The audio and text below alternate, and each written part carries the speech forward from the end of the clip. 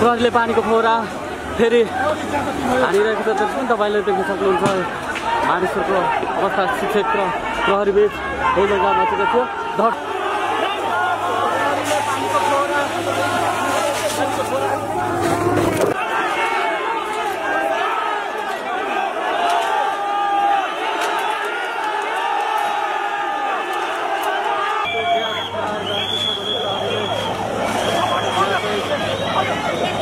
अवस्था भयावह बनेको छ। जसरी तपाईँले देख्न राख्नु भएको छ। प्रहरीले लाठी बसाएको छ। तपाईँले देख्न सक्नुहुन्छ प्रहरीले लाठी बसाएको छ।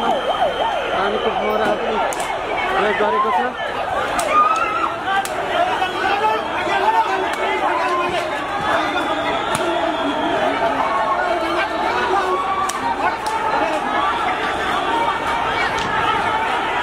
डस्टबिन शिक्षक र विद्यार्थी बीच हानाहानको अवस्था आइरहेको छ।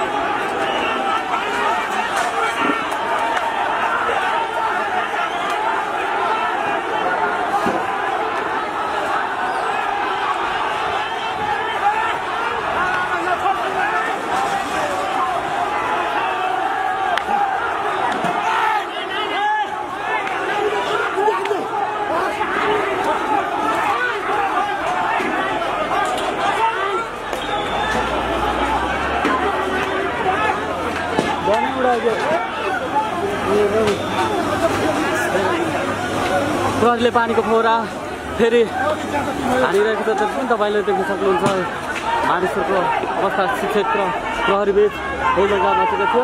धरपकडको अवस्था आएको थियो। झडप भएको थियो केही अगाडि। अहिले पनि ढुङ्गा इँटा हानाहान भइरहेको छ।